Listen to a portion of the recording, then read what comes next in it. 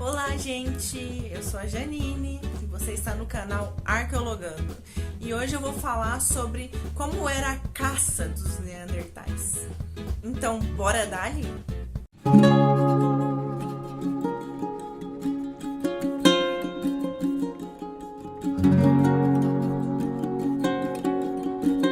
Os Neandertais viveram no período interglacial. Essa Europa glacial, ela passou por várias glaciações, de momentos extremamente frios a momentos temperados. E o Neandertal passou por 3 dessas glaciações. Nas primeiras descobertas que se fizeram sobre o homem de Neandertal, ninguém botava muita fé que ele caçava, não. Pensava que ele era no máximo um carniceiro. Um bicho foi lá, matou, ele ia lá e comia. Aí depois eles foram descobrindo novos sítios e eles viram sim, eles caçavam. Aí com a solidificação dessa caça, eles falaram, não, os Neandertais, eles são caçadores exímios e eles só vivem para caça. Falei mais um pouco disso no vídeo sobre consciência Neandertal, que tá aqui, vai ter a playlist dos vídeos que eu fiz sobre Neandertais. E aí depois eles viram que não, que ele também não estava só vivendo para caça e que ele não era um brutamontes, que tinham estratégias de caças ali por trás.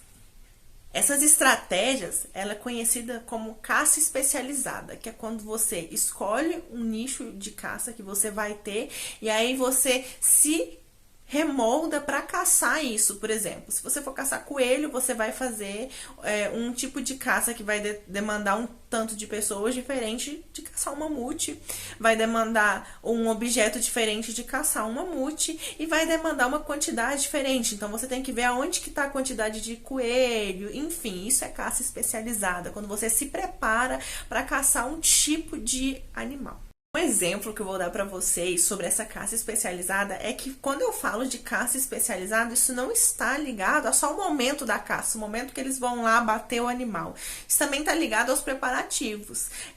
Várias mulheres neandertais que foram descobertas, elas tinham os dentes extremamente desgastados, mostrando que os dentes dela, eles não eram somente para alimentação, elas pegavam o couro desse animal e como os inuits, elas iam lá e mascavam esse couro para ele ficar mais mole, para ele servir para outras coisas, entendeu? E essa constatação, ela foi feita através de pesquisa etnoarqueológica, que foi quando, se eu não me engano, eu posso estar enganada, mas foi quando o Binford, ele foi fazer uma pesquisa com os inuits e ele viu que os dentes das mulheres inuits, que são grupos tradicionais existentes, eles também tinham essa mesma característica, porque elas pegavam a pele do animal e mordiam para amolecer a pele para ela servir para outras coisas. Tá, então vamos lá falar sobre a caça de abate. Em 1948, em meio a uma escavação num pântano, eles acharam o esqueleto de um mamute de presas retas, que ele tinha um chuço enfiado nele, de uma arma, e ele estava morto ali. Esse elefante, ele tinha 2,4 metros de comprimento e tudo comprovava que essa arma, ela foi enfiada propositalmente ali para matar esse animal. E aí, a partir desse elefante, foram se levantando hipóteses para tentar explicar aquilo. E aí, eles foram ver quantos anos tinham esse elefante. O elefante tinha aproximadamente uns 45 anos e ele era um bicho bem grande. E aí, todo mundo ficou espantado, porque sabe que ele é um bicho que é grande e que é perigoso e que pode facilmente matar um hominídeo.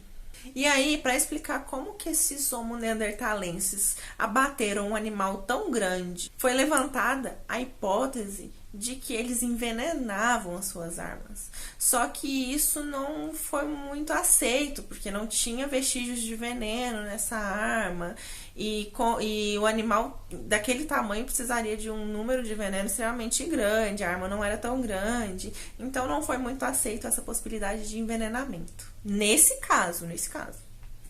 E aí, para tentar explicar, eles vieram também com a hipótese de que esses Neandertais sabiam onde que estava o pântano, sabiam onde que estava o elefante, e aí eles fizeram tipo que uma armadilha para levar esse elefante ao pântano e deixar ele ali para ele morrer por fatores, aspas, naturais, e aí depois eles fossem lá, finalizassem a caçada.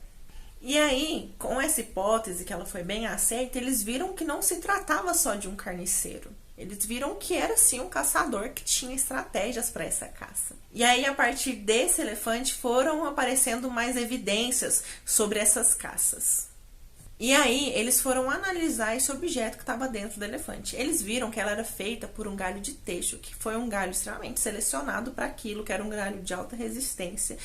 E eles também viram que, para aumentar a dureza e a resistência da ponta, eles passaram fogo nela, na rocha. Além disso, a madeira ela também tinha vestígios de desgaste, o que comprovava que aquele não foi o primeiro uso da madeira, ela já vinha sendo utilizada para outras caças. Além de estudar o instrumento, foram feitas atividades experimentais para ver qual seria a distância alcançada por essa lança. Então, arqueólogos utilizaram da arqueologia experimental, eles fizeram uma lança e eles deram para corredores jogarem ela para ver a distância que ela percorreria e a força que ela atingiria. E os esportistas que fizeram o lançamento dessas lanças conseguiram manejar elas com uma facilidade razoável e elas atingiram até 70 metros de distância quando jogadas. Isso também mostra que eles entendiam um pouco da aerodinâmica dos materiais que eles estavam construindo para essas caças. Eles perseguiam e matavam grandes animais. Tem-se a prova disso depois das escavações feitas num sítio pré-histórico ao ar livre, que foi datado com cerca de 200 mil anos antes do presente, e situado em Biach-Saint-Vaast, no norte da França. Lá, eles encontraram um rico conjunto de instrumentos mosserienses associados a numerosos restos de mamíferos. E, evidentemente, eram caças extremamente perigosas, porque eles estavam lidando com animais grandes. Então, houveram sequelas. E aí, aqui, entra um negócio muito legal. Coitado, mas é legal. Eles encontraram vestígios de neandertais que eles sofreram vários traumatismos ao longo da vida que foram associados à caça. E, mesmo assim, eles sobreviveram após isso. Eu vou falar de 3 aqui. O primeiro é o fóssil que deu nome à espécie, que ele foi encontrado na caverna de Neander. Ele é um fóssil que ele foi encontrado e que ele possui uma fratura no cotovelo, e ela foi uma fratura que tudo indica que ela aconteceu quando ele era jovem e ela cicatrizou instantaneamente, então ele passou a vida inteira dele sem conseguir estender o braço, e ele viveu até aproximadamente 50 anos. Que, pasmem, para compensar essa agilidade que ele perdeu nesse braço, o outro braço se desenvolveu muito. O segundo, ele foi bastante conhecido como velho de chapéu laçã, que ele foi um fóssil que os paleontólogos identificaram como velho porque ele não tinha muito dente e que ele viveu muito. Aí depois, quando as pesquisas se refinaram, eles viram que ele tinha aproximadamente 45 anos e ele tinha problemas seríssimos no fóssil dele. Com os estudos que foram feitos no fóssil dele, viu que ele tinha doença degenerativa, ele tinha a costela quebrada e um traumatismo no quadril, o que dava para perceber que ele teria dificuldade para se locomover. E o último, que é o que mais sofreu, ele foi encontrado na caverna de Shanidar, e presta atenção o que tinha nesse coitado. Ele era surdo, ele tinha marcas de doenças degenerativas nas vértebras inferiores, e essa doença afetava o funcionamento dos joelhos, dos pés e dos dedão. Ele tinha uma órbita ocular fraturada, então ele não enxergava de um olho.